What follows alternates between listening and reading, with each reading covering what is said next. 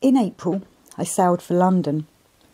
As I watched the receding outline of the towers of New York, I reviewed the experiences and events of the past 6 months. In life, one sometimes goes through emotional deserts, arid tracts where nothing happens. At other times, experiences, impressions crowd in. Sometimes one is in an oasis, at others in a jungle among wild animals. In a few months, weeks or days even, one can live years. In my present case, I had been living in a land of plenty of emotional and mental experiences. It was strange that I should have found a teacher and teaching in New York of all places, for I had not expected to find anything of inner value there. On my first visit in 1919, though I had liked the people, the city as a place for living had repelled me. I had the same feeling about it on my second visit, and it is still a city more foreign to me than any other world capital, even Peking. Yet, though I still dislike it as a city, I never think of it but with a feeling of thankfulness, for I owe so much of good to it. As Gurdjieff used to say, every stick has 2 ends, a good end and a bad end. New York is a city of fear and, like all big cities, a centre of tension. A big city is a kind of dynamo which sucks the energy from millions of human beings whom nature causes to herd together in certain parts of the planet in enormous numbers, like ants and termites in their colossal hills, all doubtless for a cosmic purpose. The termites, who have sacrificed their sight, their sex and their liberty to the state, no doubt point with pride to the size of their towns, as some New Yorkers and Londoners boast of their cities as the largest in the world. One can say that France and England stand in relation to America as ancient Greece did to young Rome. For hundreds of years after Rome became a great power, Greece continued to have an enormous influence over her, and on the new groups of peoples that arose in Europe. As soon as I arrived in London, I wrote to the Priory, asking if I might go and work there.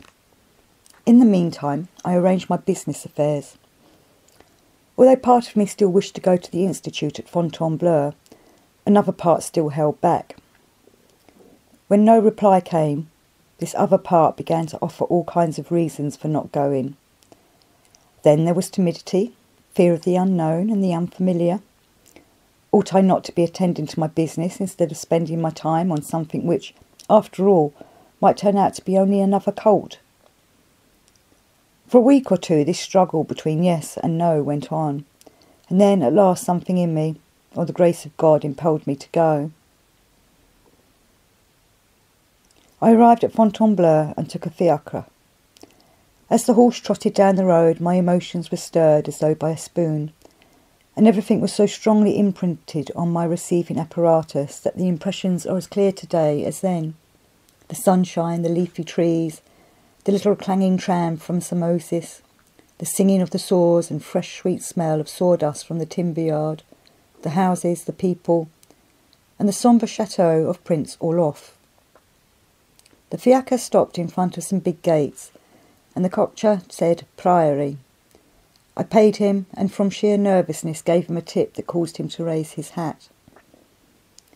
Over the wall I could see the mellow roof of the chateau, and from the courtyard came the plashing of a fountain, a grateful sound that hot spring day. By the door of the concierge was a bell handle with the words Sonnez fort. I pulled hard and waited.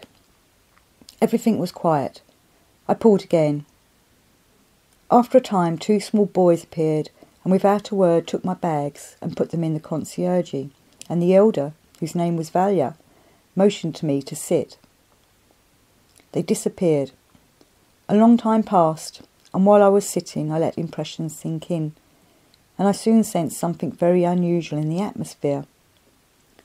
Whether it was a result of something left by the ancient monks, or the little court of Madame de Maintenon, or of the work of Gurdjieff and his pupils, I did not know. But it was similar to what one feels in old temples and churches, and I knew that in coming here my deepest wish, though unconscious and unformulated, had been granted.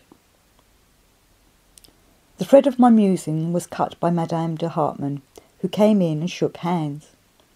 "Did Mr. Gurdjieff get my letters?" I asked. "I've been waiting to hear." "Your letters," she said. "Mr. Gurdjieff doesn't answer letters.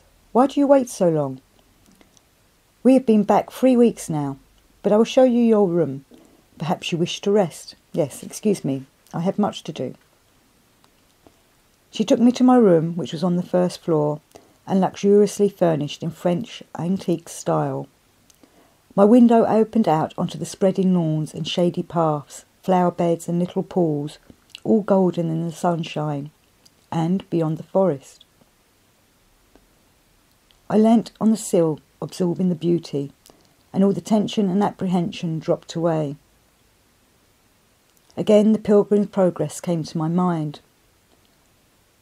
Then I saw that he went in trembling for fear of the lions, but taking good heed to the direction of the porter, he heard them roar. But they did him no harm. Then he clapped his hands and went on till he came to the gate where the porter was.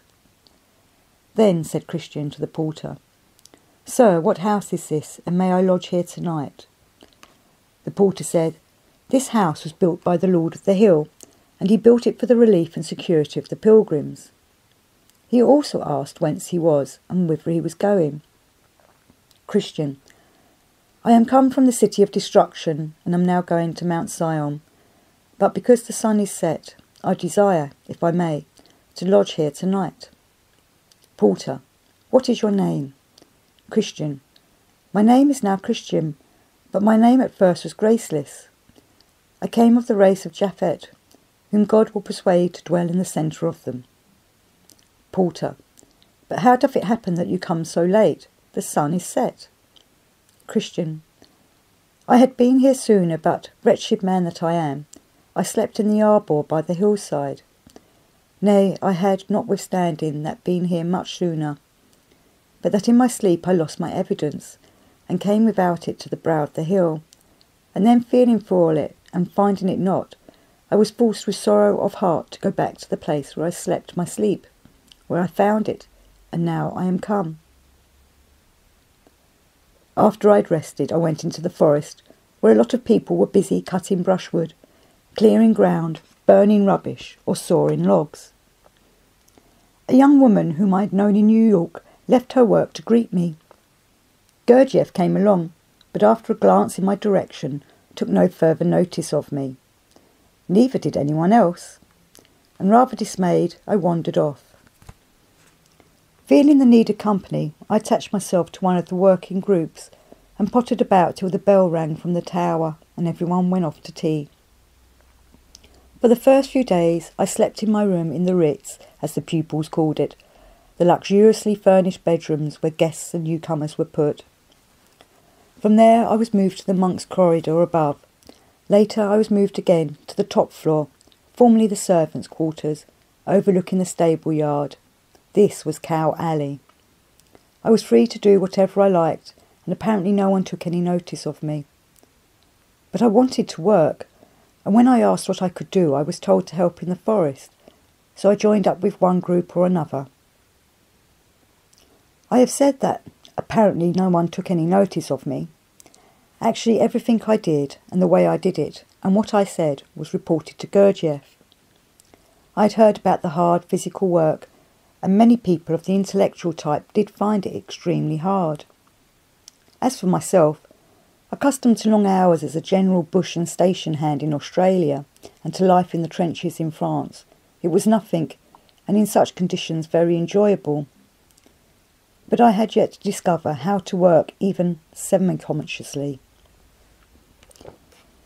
In doing the movements in the evenings, I experienced a satisfaction, physical, emotional and mental, such as never before had happened to me, even when doing folk dances with the peasants in Central Europe and Russia. There was something new in these dances, something which was neither folk nor classical, yet partook of both, and ballroom dancing and jazz, which had been a passion with me and at which I had been considered rather good, now seemed inane and meaningless, even subhuman. As time went on and I learnt more of the movements and dances, the more was I able to enjoy good classical dancing, folk dancing and ballet, and the less I enjoyed modern dancing. It may be that this was one of the smaller things I had been subconsciously afraid of losing. Apropos, when I had been on the Priory for about a month, an old friend of mine with whom I had worked in Russia, young Prince M, invited me to a cabaret party in Montparnasse, and although I enjoyed his company and that of his friends, the atmosphere of the place and the dancing made me feel physically sick. Our daily life followed a routine that frequently changed. The getting up bell rang from the tower at 6:30. Breakfast consisted of large hunks of toasted bread with coffee. Then came work in the gardens or the forest or the house. There was a break from 12:30 to 2 for lunch. Tea was at 4 and supper at 6:30. Movements and dances followed until 10 or 11. During the day, Mr. Gurdjieff gave general talks and personal talks to individual pupils. Some days after I arrived, one of the pupils showed me around. The chateau was a gift from Louis XIV to Madame de Maintenon. He had had it built partly from the remains of an old monastery, of which nothing was left but a few blocks of stone. On one of these I could just decipher, Ad Majorem Gloriam Dei. The chateau passed to Maitre Labori, Dreyfus's lawyer, from whose executor Gurdjieff bought it in 1922, with furnishings and pictures, some by Rossa Ben-Hur. Inside and outside, the house was beautifully proportioned. It gave one a sense of satisfaction and well-being.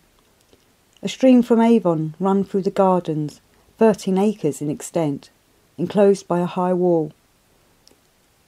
Hidden from the chateau by trees was a row of small houses called Paradox, and here lived Gurdjieff's mother and his married sister, his brother Dmitri and his family, Dr. and Mrs. Storjnoval, and Mr. and Madame de Salzman.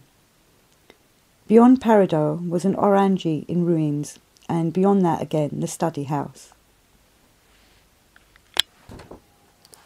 The study house had been built by the pupils about 18 months before, materials from a disused hangar. It was in the form of a dervish tek. Walls and floor were of earth.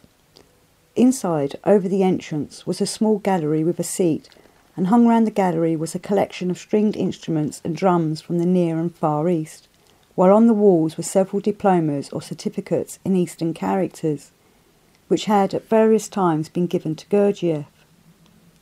The floor of the study house was covered with carpets from Persia, Afghanistan and other Eastern countries, and carpets hung on the walls.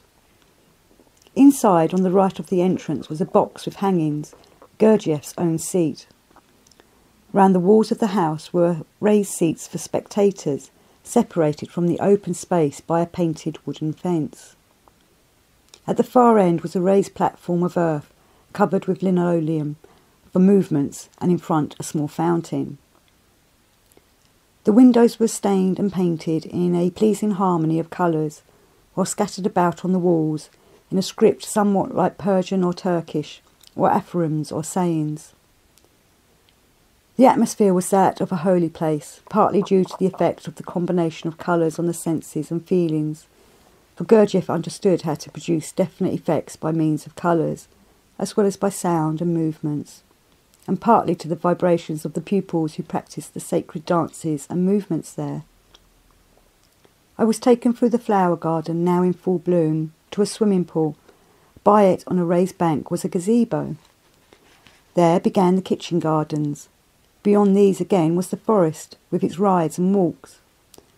A place of beauty, dignity and charm, and above all pervaded by an atmosphere like an old church or monastery, yet living and vital. We passed a group of children playing together, Nikolai Storjnoval, Bosik Salzman, aged 5, some of Gurdjieff's nieces and nephews, and Madame de Salzman with her 6-month-old son Michel in a pram. We ended our tour at the cowshed. I was curious to see it, since I had known Catherine Mansfield in London when she and John Middleton Murray were producing Signature with Kotiliansky, and Araj had printed her first story in the New Age. It was he, she said, who taught her to write. Araj had suggested her going to the Priory. She had spent some days there, and it was to be decided if she should stay. She saw Gurdjieff in Paris with Mr. Penda as interpreter. Gurdjieff told her seriously that if she wanted to live longer, she must go to a warm, dry climate. "And how much longer would I live?" she asked. "I don't know," he said. She thought a little and then, "No, if you will let me, I will go back and live the rest of my life at the Priory." When Catherine Mansfield returned to the Priory, Gurdjieff said that she must spend a lot of time in the cowshed, since the emanations of the animals and the fumes would help her. A platform was built above the stalls in the cowshed, and Mr. de Salzmann painted the walls and doors in lively colours and patterns. Here Mrs. Murray would lie on a chaise lawn and watch the cows being milked, or look at the drawings of an anagram on the ceiling. Mr. de Salzmann had also painted some of the pupils, and, as everyone is said to represent in his type an animal or a bird, he had given their faces bodies of corresponding forms. Araj had the body of an elephant, another man that of a donkey, another the head of a poodle, another of a vulture. A young engaged couple had turtle doves' heads, and so on. Never was cowhouse so gay and colourful and interesting. One of the young women who looked after Catherine Mansfield told me that she expressed her gratitude to Gurdjieff. "If I had gone away from the Priory and lived the old life," she said, "I should have died very soon of boredom. Here, at any rate, I am alive inside, and the people around me are alive. And I am not Catherine Mansfield the writer, but Mrs. Murray, a sick woman, looked after without fuss or sentimentality. Another thing, here at last I see what I've always wanted to see. People who are themselves and not playing a part behind a mask." She was in a state towards the end where a small shock would be fatal, and the thought of J.M. Murray's coming to the Priory excited her, for she said he would never understand what it stood for. She died shortly after he arrived. She had said that Gurdjieff and his people did everything possible for her, and that she achieved more understanding of herself and of others in her short time at the Priory than in all her previous life. Yet people still speak and write of the charlatan at Fontainebleau who caused her early death. I was then in Russia and wrote to Murray, who answered with one sentence: "KM was perfect." Of course she was not perfect, but her spark of solar energy gave her an understanding, particularly of women. Unfortunately, her admirers wished her to be a kind of angel, and Murray fostered this wish. It seems that Gurdjieff and a few pupils had come to Paris from Helleroux, where they had stayed for a time, and with him some of Jacques Delacruz's best pupils, who, after seeing Gurdjieff's dances, realised that eurythmics, though providing a foundation for the study of movement, were kindergarten in comparison. Gurdjieff, as soon as he arrived in Paris, began rehearsals for a demonstration. He himself designed the costumes and cut them out. The pupils made them up. The first demonstration in Paris was given in the Theatre des Champs-Élysées, but although the theatre was crowded, none of the French were interested enough to become pupils. They waited another 20 years. When Diaghilev, who was a friend of Mr. de Hartmann's, came to the Priory, he was so impressed with the dance and movements that he made several visits. A number of Spensky's pupils and others came from London to the demonstration, and Madame Spensky herself helped in the preparations. Most of the money for this phase of Gurdjieff's activities came from Ouspensky's English group, of which Dr. Maurice Nicole and his wife were members, as were Clifford Sharp, editor of the New Statesman, and his wife, Dr. J.M. Alcock and Dr. James Young. Later, Dr. Mary Bell, Algernon Blackwood, J.D. Beresford and D. Mitronovich came to the meetings. Almost all the first 20 or so people were outstanding in their professions and were readers of or contributors to Araj's paper, The New Age. Gurdjieff visited the group in London, and a number of pupils were chosen to go to the Priory, but only Araj and 3 or 4 others stayed there for long. By the time I arrived, all the English people, except Raj, 2 or 3 women and 1 or 2 young men, had left to return to their jobs or to work again with Spensky.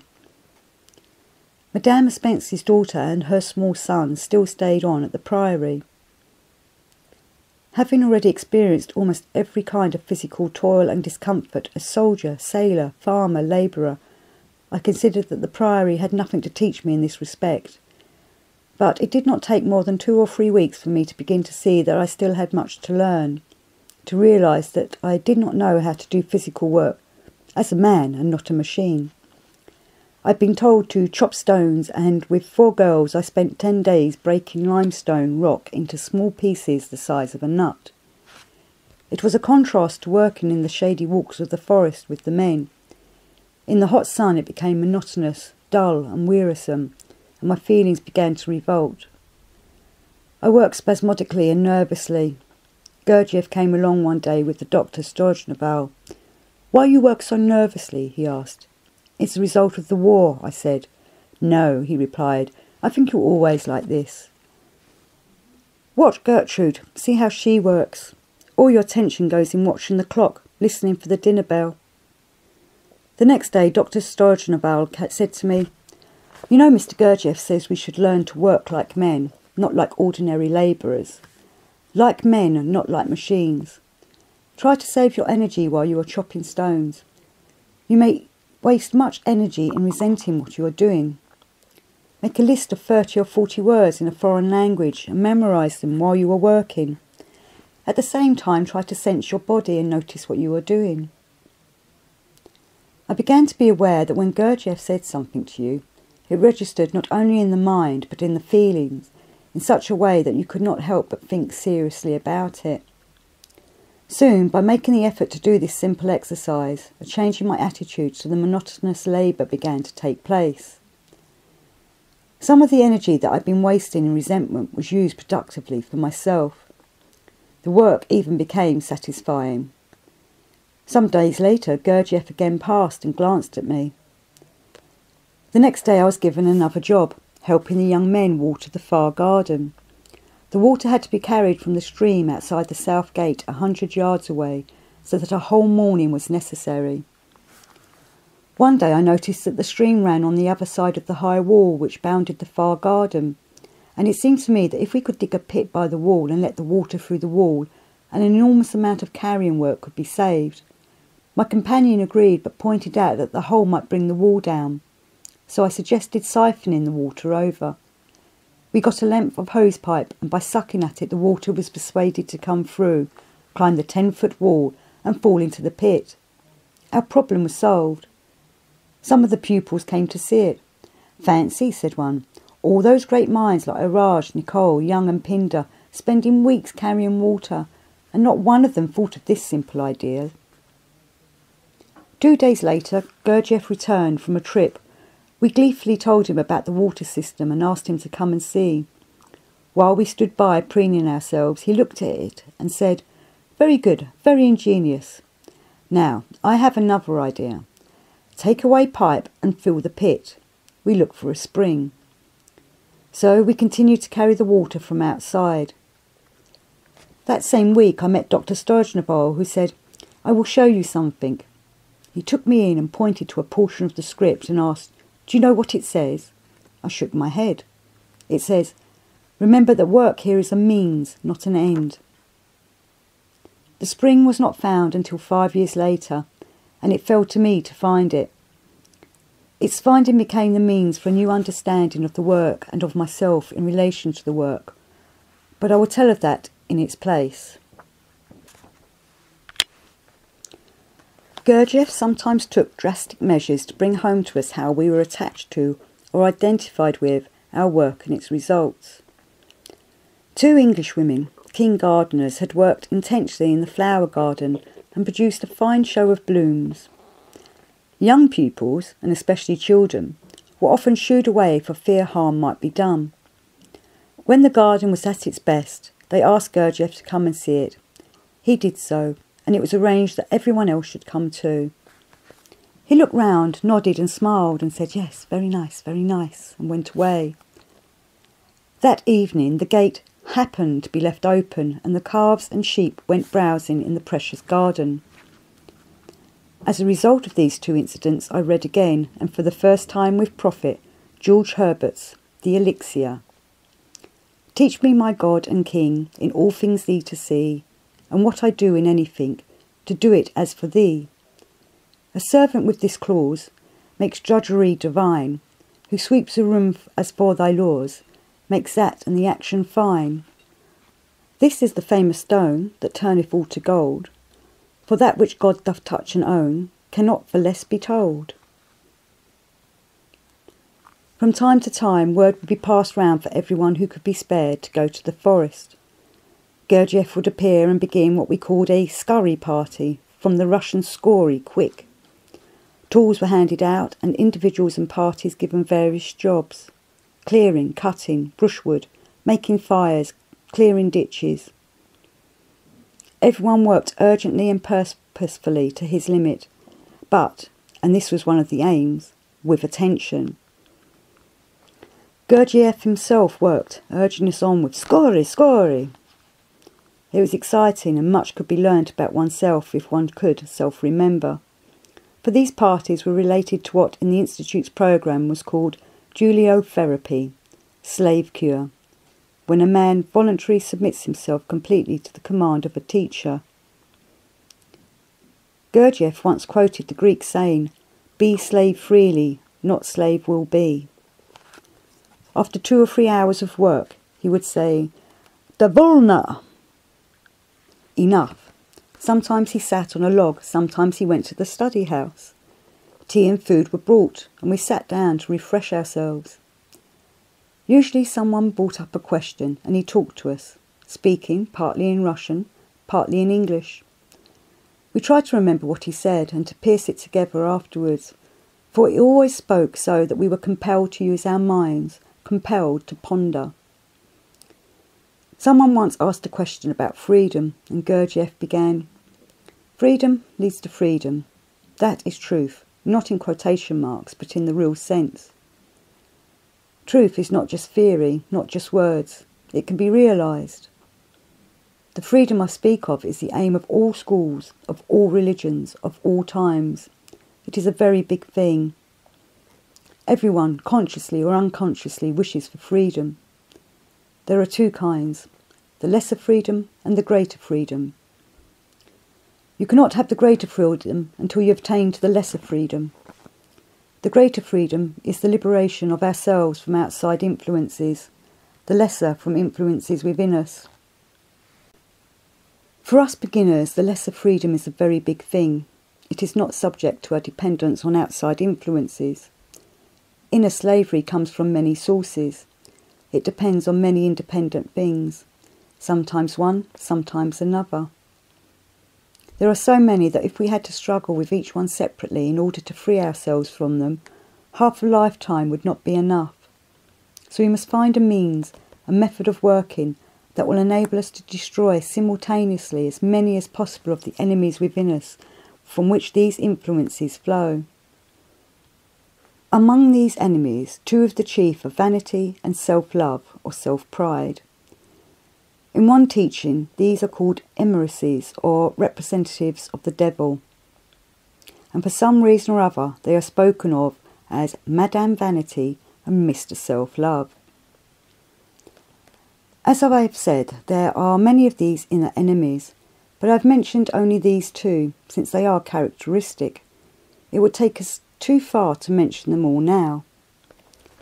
These representatives of the devil stand all the time on the threshold and prevent not only good but bad influences from coming in. They have a bad side and a good side. They are a kind of sentinel, and to deal with them I personally advise you not to spend your time wiseacring about them, but to deal with them by reasoning simply and actively with yourself. For example, let us take self-love or false pride, which occupies half our time and half our life. When anyone or anything touches this, we are hurt, at once and for a long time after, and the wounded feelings, by inertia, shut the door and keep out life. I live. Life is outside. I am in life when I am connected with outside. If I imagine that life exists only inside me, this is not life. I cannot live to myself alone. I am linked with the outside world, and so is everyone. Here Gurdjieff went and sat between two of the Russians, Maluskin and Ivanov. He continued, for example, I am sitting between Maluskin and Ivanov. We live together here. Now, we will suppose that Maluskin calls me a fool. At once I begin to consider. I am offended and hurt. Ivanov looked at me disapprovingly, as though he despised me. Again, I am hurt, and for a long time. I consider interiorly and forget myself. And so it is with everyone all the time. No sooner does an experience of this kind fade away than another takes its place. We must not forget that our machine is so constructed that there are not different places for different experiences and one and the same time. In us there is only one place. This, he said emphatically, where an experience can occur. If this place is occupied by one kind of experience and an undesirable one, it cannot be occupied at the same time by an experience of another and desirable kind. Well, Maluskin called me a fool, but why should I feel hurt? Actually, for me personally, I am not hurt, not because I have no pride or self-love. Perhaps I have more than any of you, but perhaps it is my pride that does not allow me to feel that I have been insulted. I think about it, I reason about it. I say to myself, if he called me a fool, does it follow that he is wise? Perhaps he is a fool himself. He acts like a child, and you cannot expect children to be wise. Perhaps someone has been talking to him about me, and he has got foolish ideas. So much the worse for him. I know that in this case I am not a fool, so I am not offended. If a fool calls me a fool, I am not hurt inwardly. On the other hand, I may have been a fool. In this case I should thank him for letting me see that I have behaved like a fool. In neither case am I hurt. About Ivanov, we will suppose that he gives me a dirty look. But instead of letting this offend me, I pity him because he squints at me. Something or someone has upset him, but can he discover the real cause? I understand myself and can judge myself impartially. Perhaps someone has told him something about me, and this has given him a certain impression of me. I am sorry that he is such a slave, that he should look at me through the eyes of another. This only shows that he himself has no existence. He is no more than a slave. And so with all of you. Everyone is the same. But I give these two examples as a basis for active reasoning. All the trouble lies in the fact that we do not possess ourselves and that we have no real pride. Real pride is a big thing. Unfortunately, we do not possess it. Pride is a kind of measure of the opinion that one has about oneself. If a man has real pride, it proves that he is.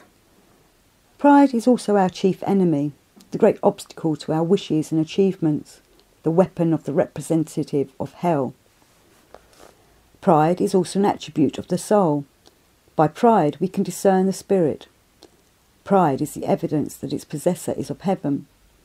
Pride is I. I is God. Pride is hell, pride is heaven. These two, having the same name, externally the same, are different and opposite, and no ordinary consideration and observation of them will ever distinguish one from the other. There is a saying, he who has real pride is already half free. Yet, although we are full to the brim with pride, we must admit that we have not obtained the least bit of freedom for ourselves. Our aim must be to have real pride. Only then shall we be freed from many of our foes within, and we may even free ourselves from those two called Madam Vanity and Mr. Self-Love. How can we distinguish real pride from false? It is difficult to observe and discriminate in another. It is 100 times more difficult to do so in ourselves. He paused and looked around, and with a sly smile added sarcastically, "Thank heaven, I hear you say. that we who are sitting here run no risk of confusing one with the other. The fact that we are here and have worked on ourselves shows, of course, that we are empty of false pride, so there is no need for us to look for it. Resuming his usual tone, he concluded, "In any case, you must try to learn to reason actively. You must make an exercise of it. Each must recall some occasion, past or present, of hurt pride, and each, with the participation of others, must reason about it. Later, I shall call on one or more of you to speak about his case, which must be actual and not imagined." One result of work in the Institute was that all kinds of things began to stir in me. My weaknesses became stronger. That is to say, they showed themselves more clearly. As my old personality began to dissolve, it was as if a pot had begun to boil and the scum to rise. I had imagined that I loved people in the weak pseudo-Christian way that my religion had taught. It came as a shock to have the beginnings of a realisation that I hated certain people. One of the Russian women said, "I don't like your emanations. You hate me." "Hate you? Of course I don't." "Oh yes, you do. But don't let yourself be identified with it. In the beginning, this work often brings out the worst in us. That is why we are here, to see it. It will pass." When I thought about it, I saw that I did indeed hate her, and for no reason except that our personalities did not agree. I was surprised at the force of my hatred. Very soon it did pass, and I forgot about it. I then began to be aware that a hatred of one of the young men was growing in me. It was not his personality, but something in our essences that aroused my dislike. When Gurdjieff put us to work together, I could hardly bear to look at him, and everything I said came out in a tone of resentment. Then, one Saturday evening, in the Turkish bath, Gurdjieff, as was his wont, began to talk, this time about how personalities can hate each other, or essences hate each other. He said that we must understand this and reason with ourselves and realise what is taking place in us, and not be identified with what we are feeling at the moment. Then we shall change. In the same way as they hate, personalities and essences can also love each other. "You must understand," he said, "that both ordinary hate and ordinary love are mechanical. Later you may understand something about real love." We dressed and began to leave. As I was going out, Gurdjieff, in front of everyone, pointing to the man I mentioned, said to me, "You hate him. You think he is the tail of a donkey. But you, not even tail of donkey. You are less. You are what comes out of donkey." On another occasion I was talking to the Russian M, and he answered me in that rather supercilious, arrogant manner that Russians sometimes use, which seemed to mean, "You poor, ignorant young man." It was as if I had received a blow in the solar plexus. I was hurt, and I went away and brooded. Then I thought to myself, this is what Gurdjieff was speaking about. Perhaps I was to blame. When I thought about it a little more, I saw that really I had been the cause of his speaking to me in the way he did, and the hurt feeling passed. Gurdjieff constantly manipulated people and situations so as to provoke friction, to create negative emotions between them, and give them an opportunity of seeing something in themselves. He asked Araj to put into good English a talk that had been translated from the Russian. He then gave it to Madame de Hartmann to correct, and told someone to let Araj know. Araj, when told about this, for a moment looked annoyed, but then began to smile. In my childhood, and indeed later on in life, all sorts of persons, from my parents to my superior officers in the army, were constantly telling me what to think, feel and do. Outwardly I accepted their views. Inwardly I doubted them. I doubted whether they were speaking from inner convictions due to direct experience. Now I had met a man who, I was convinced, was speaking from his own experience. When he pointed out my faults and weaknesses, By his own efforts he had overcome these things, and he fully understood my needs. The older pupils also, when they answered my questions about the system, spoke only from their own direct experience. I have said that the physical work, as ordinarily understood, was far from difficult, except for those who had never done any, such as some of the rich and the intellectuals. And I'd heard that the food was plain, scanty, and Spartan, but for me, at the ordinary meals, it was plentiful and satisfying and tasty. And at Gurdjieff's guests' meals, abundant and delicious. For breakfast, toasted bread and butter and coffee. For lunch, stew with vegetables and a pudding. At 4:30, tea and bread and butter. And for a supper, a little meat with vegetables and pie to follow. When it was wet or cold, we ate in the Russian dining room. On fine days, outside at small tables. The Russian dining room was dark and bare of furniture except for a big table and benches. Gurdjieff ate with us except when there were guests, which was often. Guests were given lunch or dinner in the English dining room with the older pupils. Usually some of the new pupils were also invited. This dining room was a spacious apartment with the original furniture. Here Madame de Maintenon had fed her little court and entertained Louis XIV. There was a big table which could seat about 25 people, and 2 side tables seating 20 each. Altogether 70 or more people could eat in comfort.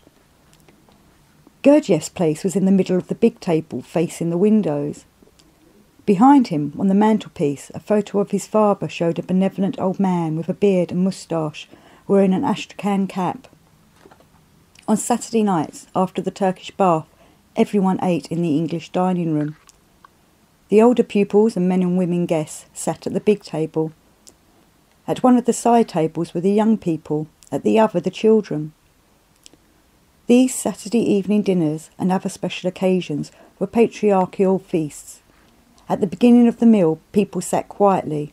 Then conversation began, but it never rose to an unpleasant pitch.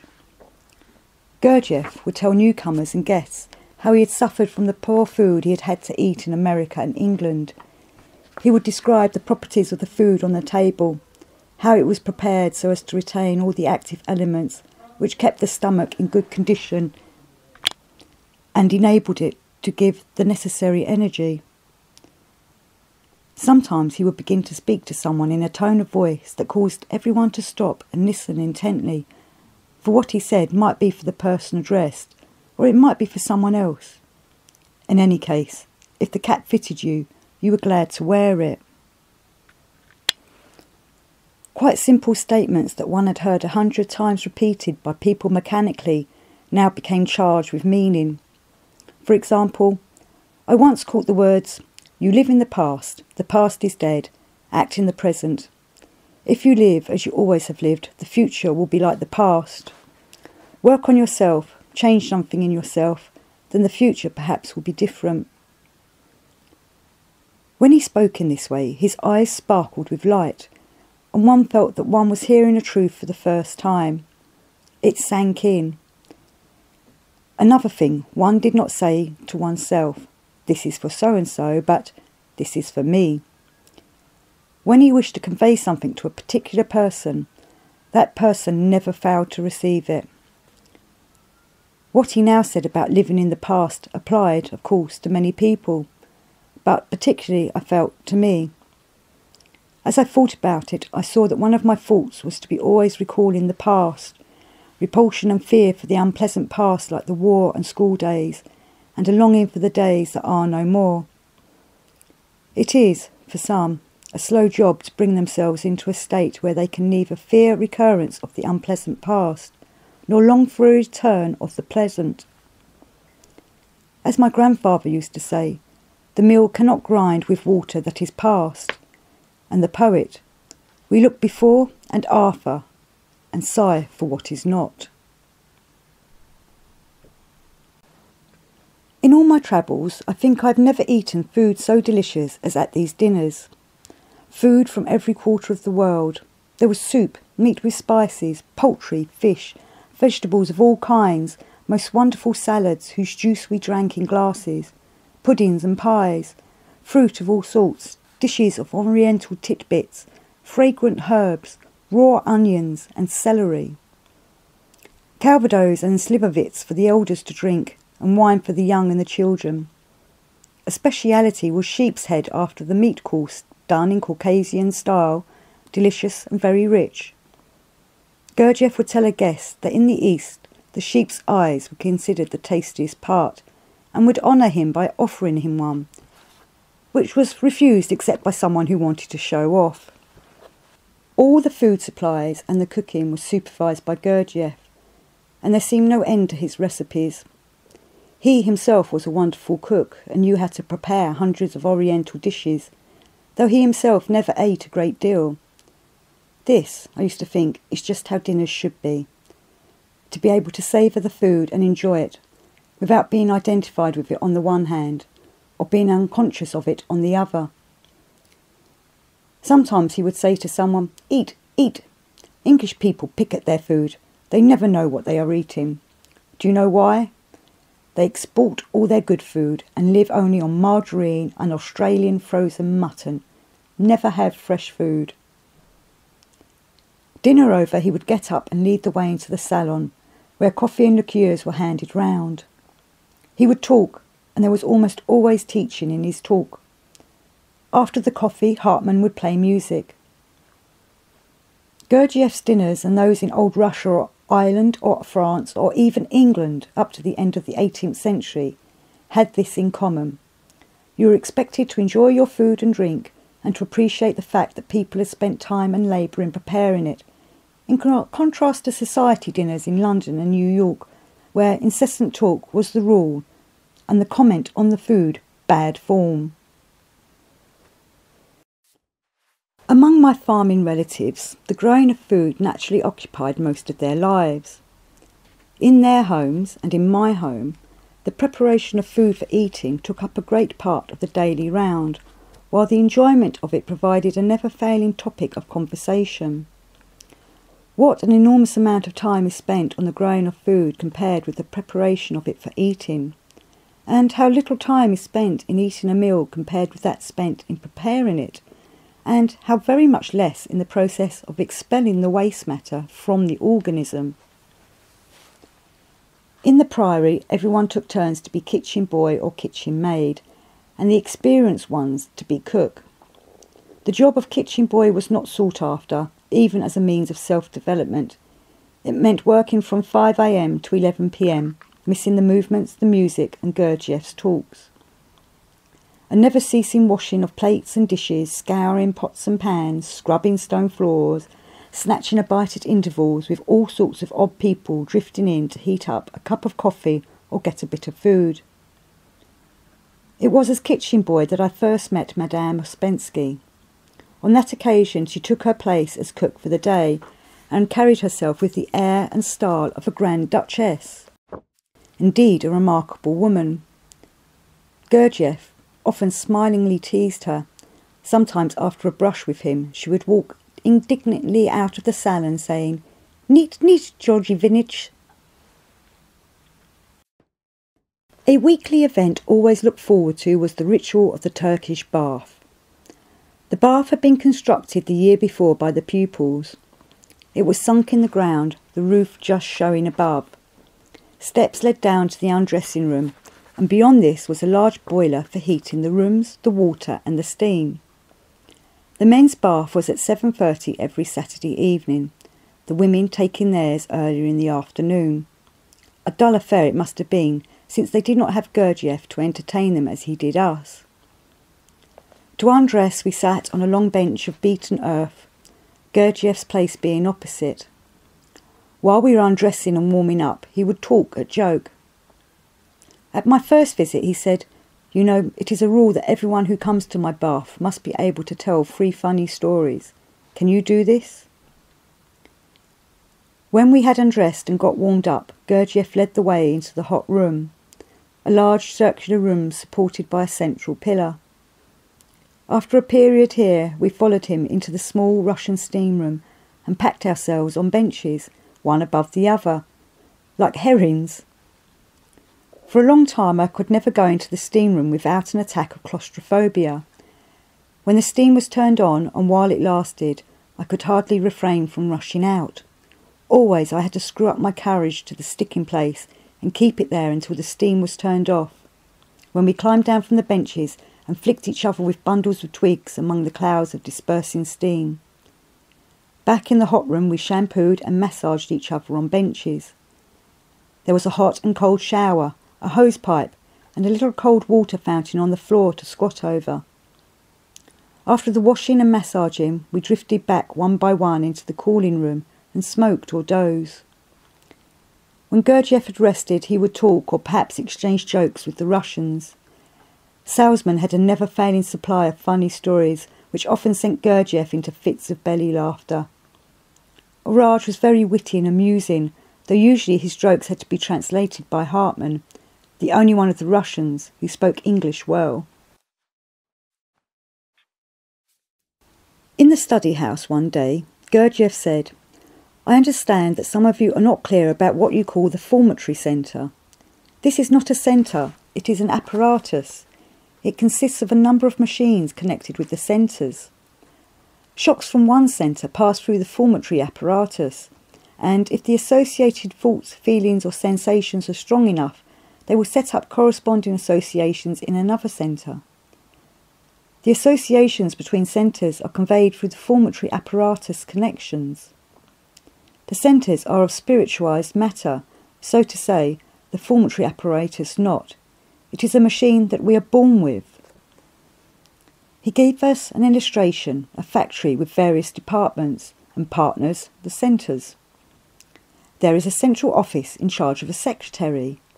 In us, the general office is the formatory apparatus, and the secretary our upbringing and education, our automatically acquired points of view.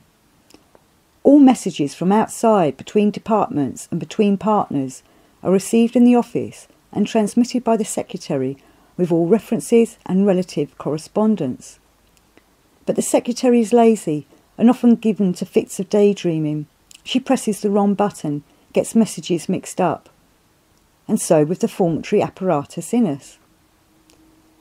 This talk, in time, cleared up many things for me. We depend on this secretary.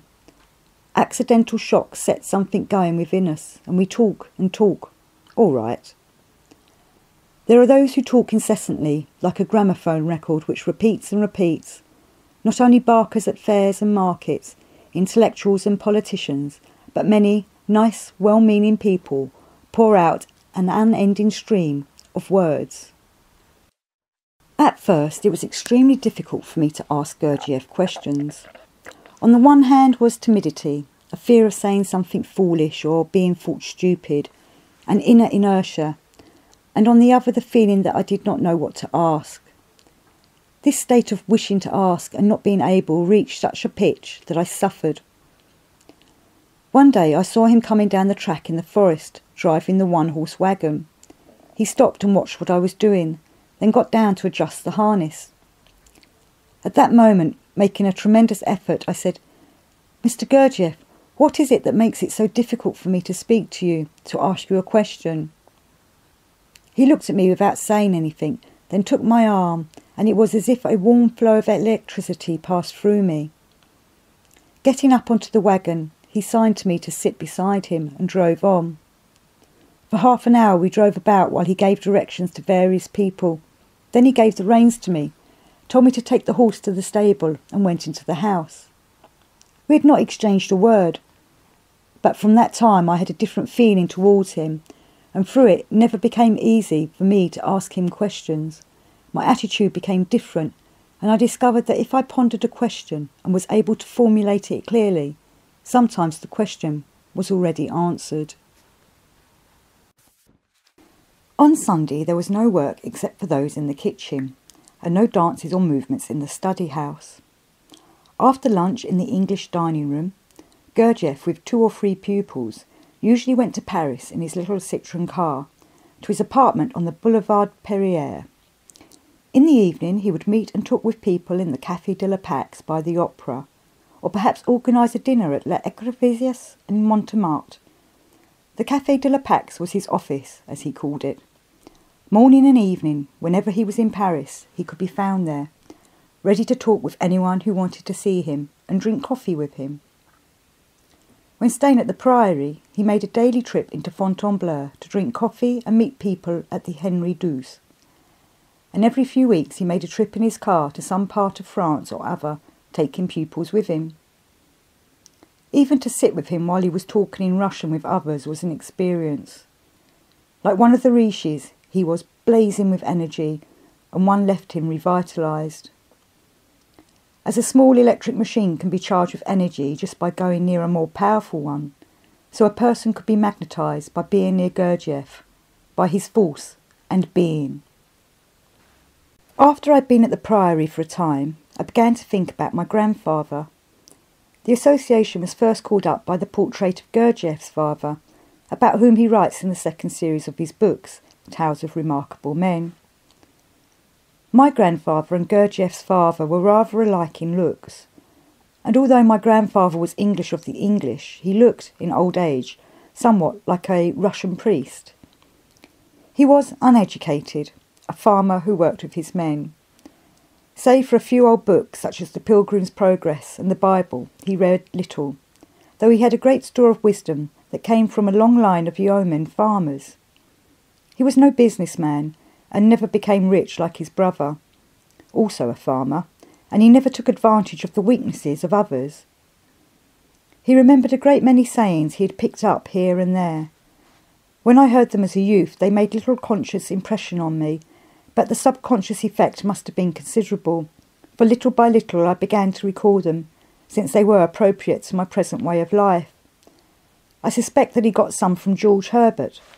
Among them were the following. By doing we learn. He who pities another remembers himself. God, our parents, and our teacher can never be repaid. God keep me from 4 houses, a moneylender's, a gambler's, a hospital, a prison.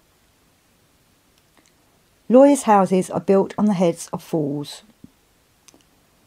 The doctor owes his living to the patient owes him only money. You can take out of the sack only what is there.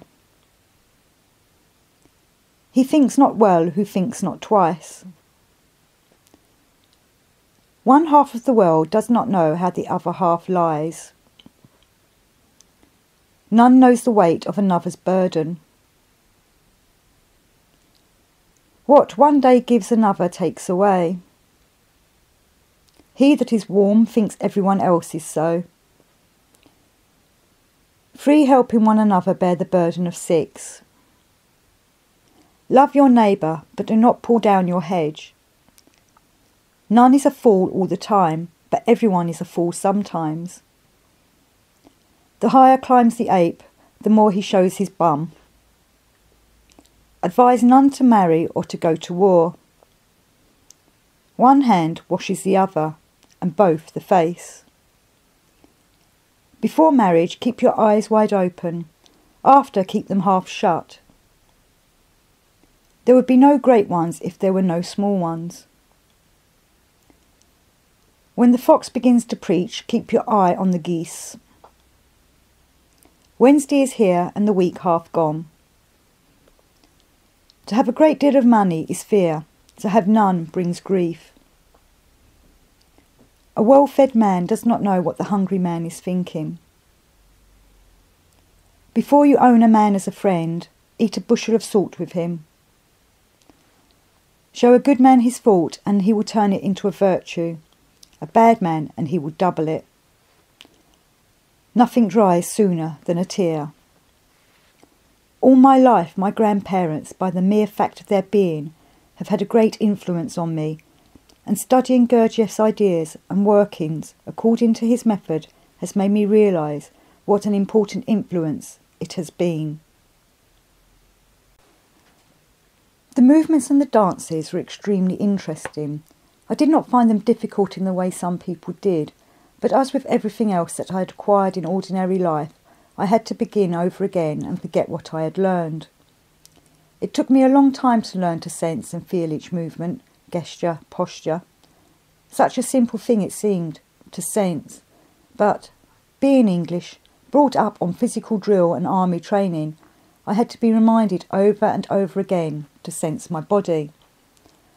The first obligatory I began to do as if it were a series of physical jerks.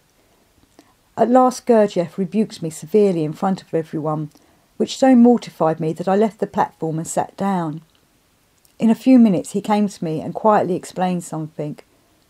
I returned to my place in the class, and from that time began to understand something of the inner meaning of the dances, and I spent every spare moment of each day practising. Eventually I was allowed to take part in the initiation of the priestess, and felt that I was taking part in a religious ceremony, as indeed I was. Our teachers were Madame de Salzman, Madame Golaluman, and Madame Olgivana, French, Armenian, and Montenegrin, respectively.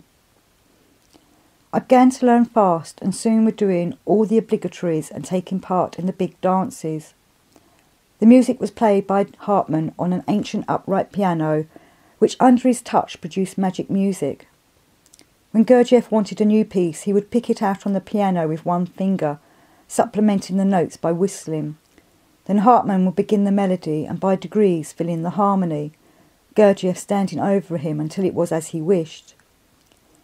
He would give Hartmann no respite until he got it as it should be. Only a first-rate musician like Hartmann could have produced such music, and he, on at least one occasion, found the situation so impossible when Gurdjieff was going for him that he got up from the piano and left the study house. The movement of the 30 gestures was composed at this time. Gurdjieff called the 3 teachers to him, showed them the movements, a few times with explanations, gave Hartmann the melody, and went and sat down. They began to work at once on the gestures, and in a short time, less than an hour, were teaching them to us. But we were young pupils and had to spend many hours working on them before we were able to do them passably well. Like all great art, the dances and movements were more modern than the moderns, yet rooted in the past. It came to me one day with a shock of surprise that for the first time in my life, here at the Priory, I had no wish to be elsewhere. The vague unrest that had disturbed my life no longer existed. Here I could find all that I had longed for. Not that I did not suffer at times, but with a different kind of suffering. If most of it was not voluntary suffering, at least it had ceased to be completely automatic, though there were times when I felt as if the whole world's weight of suffering lay on my spirits. Gurdjieff, seeing me in this state one day, told me to come to the cafe in Fontainebleau for coffee. Casually glancing at me, he said to Orage, who was there, "Orage, when things seem to be at their worst, they usually get a little better."